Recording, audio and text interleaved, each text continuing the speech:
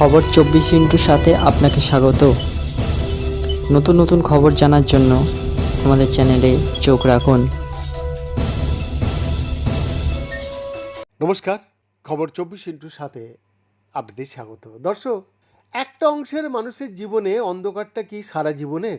যাদের লড়াইটা একটু অন্যরকম, আর 5 জনের মতো নয়, তাদের পুজোটাও একেবারে অন্যরকম, আর 5 জনের মতো নয়।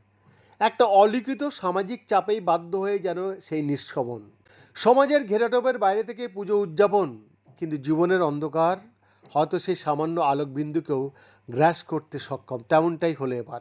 জলপাইগুড়ির যৌনপল্লীতে শোনা গেল মন খারাপের সুর। এবছরটা যেন তাদের জন্য হয়ে পড়ল বর্ণহীন। হারিয়ে যাচ্ছে জৌলুস। কারণ জৌলুস ফেরানোর ক্ষমতা যাদের হাতে রয়েছে সেই বাবুদেরই আনাগোনা কমছে এই যৌনপল্লীতে। ফলত দুর্গোৎসবের আবহে চাঁদার অভাব, যার জেরে কোনো মতে সম্ভব হচ্ছিল না দুর্গাপুজোর আয়োজন। যাদের দুয়ারের মাটি ছাড়া অসম্ভব দুর্গোৎসব, তারাই বঞ্চিত হলো উৎসবের আলো থেকে। এই এলাকার ছেলেমেয়েরা বাইরের পুজো দেখতে যায় না। একটা দ্বিধা দ্বন্দ্ব যেন না চাইতেই তাদের ঘিরে ফেলার ক্ষমতা রাখে। তাই সেই গণ্ডি পেরোনোর সাহস তারা দেখায় না কোনো দিন। থাকে নিজেদের দুনিয়া নিয়ে, কিন্তু সেই দুনিয়ায় যে একটা আলোকবিন্দু, এই দুর্গোৎসব, তা হারিয়ে গেলে কিভাবে চলবে বলুন তো? নাম প্রকাশে অনিচ্ছুক এক যৌনকর্মী বললেন, আগের মতো ব্যবসা হয় না, বাবুরাও আসেন না, সবাই লাটাগুড়ির দিকে চলে যায়।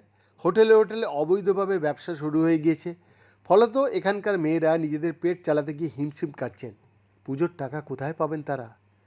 এই পরিস্থিতিতে যৌনপল্লীর ওই ক্ষুদেদের মুখে হাসি ফোটাতে এগিয়ে এসেছে গ্রিন জলপাইগুড়ি নামক একটা স্বেচ্ছাসেবী সংগঠন। তাদের সাধারণ সম্পাদক অঙ্কুর দাসের কানেই এই কথা ওঠে প্রথম। তারপর তিনি ওই সংগঠনের কর্তাদের সঙ্গে বৈঠকের পর অষ্টমীর দিন জলপাইগুড়ির ওই যৌনপল্লীতে একটা বিনা পয়সার বাজার বসানোর সিদ্ধান্ত নেন।